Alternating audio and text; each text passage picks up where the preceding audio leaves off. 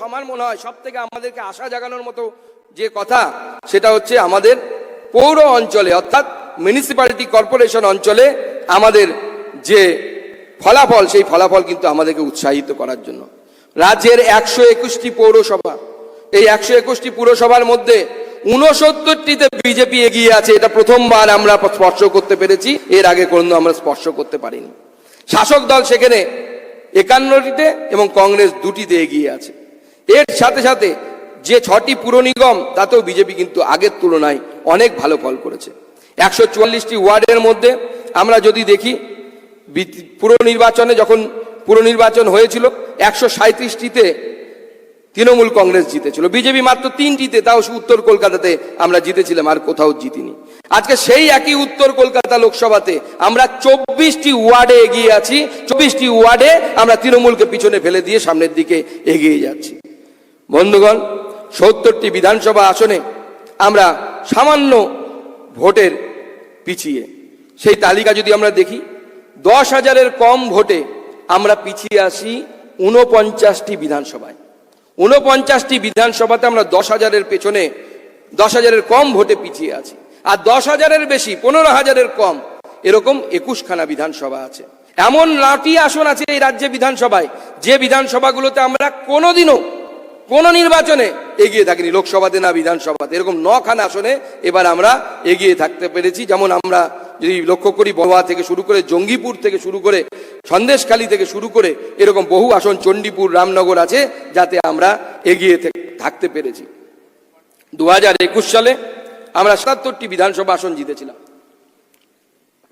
এই 77টি জেতা আসনের মধ্যে 62টি আসনে, 62 নাম্বার অফ অ্যাসেম্বলিজ, আমরা যা ভোটে জিতেছিলাম 21-এ, তার থেকে বড় ব্যবধানে এই লোকসভা নির্বাচনে এগিয়ে আছি, 62টি সিটে এগিয়ে আছি। এর মধ্যে 4টি আসন ছাড়া সবকটিতে আমাদের ব্যবধান বেড়েছে। আর যদি 21 সালে আমরা জিততে পারিনি এরকম আসনের দিকে দেখি, তাহলে 28টি আসনে দল কিন্তু এগিয়ে গেছে, যেটা আমরা 21 সালে জিততে পারিনি। এই পরিসংখ্যান বলছে যে বন্ধুগণ, বিজেপি এগোচ্ছে। কিন্তু বিজেপির সাথে ভারতবর্ষের, পশ্চিমবঙ্গে বিজেপির সাথে ভারতবর্ষের রাজনীতির প্রেক্ষাপট আলাদা। পশ্চিমবঙ্গে বামফ্রন্ট যে ভোটে দুর্নীতি শুরু করেছিল, রিগিং থেকে শুরু করে, আমরা সেই সময় পেপার, পত্র পত্রিকায়, মিডিয়াতে শুনতাম scientific rigging, scientific rigging. Trinamool তাকে আরো এক ধাপ উৎকর্ষতায় নিয়ে গেছে। সেই বাংলায় যাকে বলে যে তৃণমূল কংগ্রেস হচ্ছে সিপিএম এর, মমতা বন্দ্যোপাধ্যায় হচ্ছে সিপিএম এর সব থেকে আদর্শ ছাত্র বা ছাত্রী বলা ভালো। সেই পথকে অনুসরণ করে তারা সামনের দিকে এগিয়ে যাচ্ছে। আমরা জানি আমাদের লড়াই কঠিন, আমরা কিন্তু সেই লড়াই থামলে চলবে না। কারণ ভারতীয় জনতা পার্টি, আমরা জানি যারা আমাদেরকে 40% মানুষ প্রায় ভোট দিয়েছে, এই 40% মানুষ ভারতবর্ষের কথা ভেবে ভোট দিয়েছে। নরেন্দ্র মোদীকে ভারতবর্ষের জন্য প্রধানমন্ত্রী করতে হবে, এই কথা ভেবে ভোট দিয়েছে এইবারের নির্বাচনে। সবাই হয়তো সেই সাহস দেখায়নি।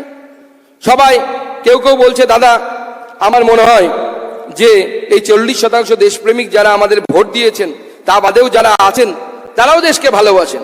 কিন্তু হয়তো ছোটখাটো বিষয়ে, ছোটখাটো জিনিসে হয়তো লোভে পড়ে, কোথাও হয়তো ভয় পড়ে, কোথাও হয়তো নিজেদের মত প্রকাশের উপযুক্ত পরিবেশ না পেয়ে, বা নিজেদের যে আগামী দিনে বিজেপিকে ভোট দিলে কি হবে, বাড়ি ভাঙা হবে কিনা, কারণ 21-এর ভয়াবহতা আজও বহু অঞ্চলে মানুষের হৃদয় থেকে বের হয়নি, সেই জায়গাটা আছে।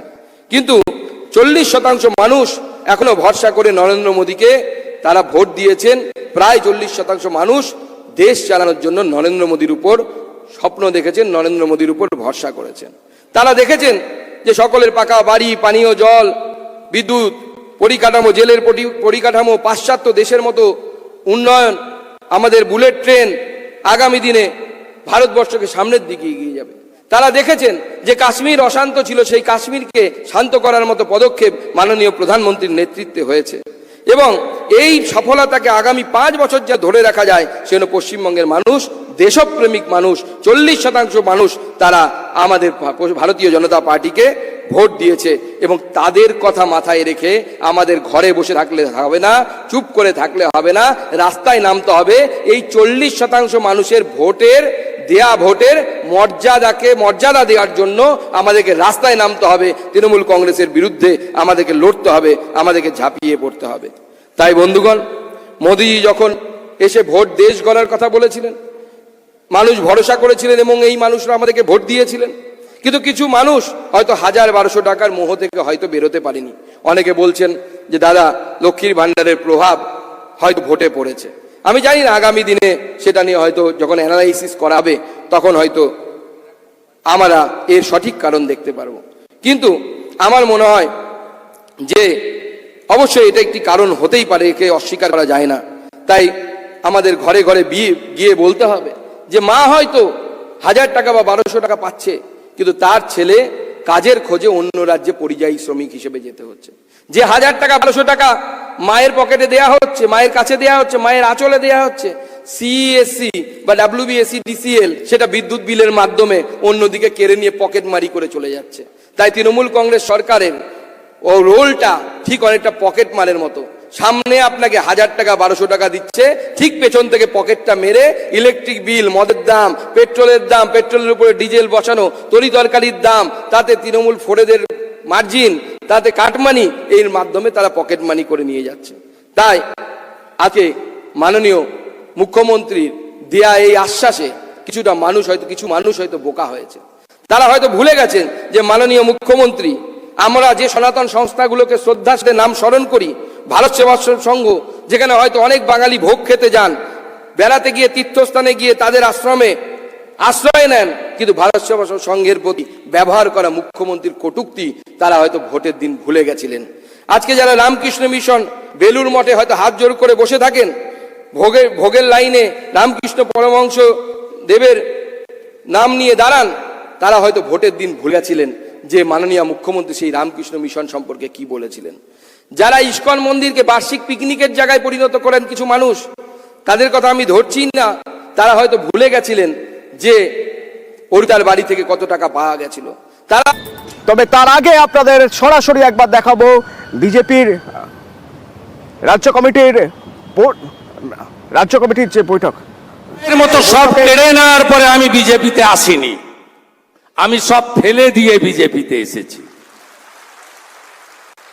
এবং বিজেপি এবং সনাতন ভারতীয় সংস্কৃতি এবং রাষ্ট্রবাদ, এখানেই আমার রিটায়ারমেন্ট হবে, এটুকু আমি আপনাদের কাছে কমিটমেন্ট করতে চাই। অনেক দূরে পৌঁছে গেছি আমরা। আমার সংগঠনের ব্যাপারে যা বক্তব্য ছিল আমি সুনীলজিকে দিল্লিতে গিয়ে বলে এসেছি 1 to 1। উনি আমাকে উনার প্রেসিয়াস 45 মিনিট দিয়েছেন। বাংলাকে কি করে বাঁচাতে হবে, যশস্বী স্বরাষ্ট্রমন্ত্রী অমিত শাহজি তার বাড়িতে আমাকে 45 মিনিট টাইম দিয়েছিলেন, আমি বলে এসেছি। এই যে আমার হাতে কালি দেখছেন না, আমি আজকে বলছি 26-এ আমাকেও ভোট দিতে দেবে না। আমি আপনাকে বলছি তার কারণ আমি হিন্দু। আমার বাড়ির সামনে 50 জন জিহাদি ভোটের দিন বসে থাকবে সকাল থেকে, পুলিশ দর্শকের আসন গ্রহণ করবে। এক্ষুনি যদি আমরা না জাগি,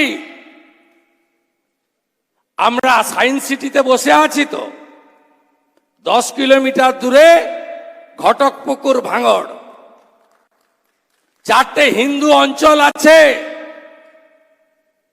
আমি এবারে ড্রাই জোনে ঘুরেছিলাম ভোটের সময় দেখতে, বাদুড়িয়া, হাড়োয়া, ভাঙড়, ক্যানিং পশ্চিম, যেখানে 1.5 লাখ 2 লাখ ভোটে যেতে ওরা। আমি দেখতে গেছিলাম লোকসভা ভোটের প্রচারে কি হয় ওখানে। 4টে হিন্দু অঞ্চল আছে ভাঙড়ে, 2টো অঞ্চলের কোন হিন্দুকে শকত মোল্লা ভোট দিতে দেয়নি।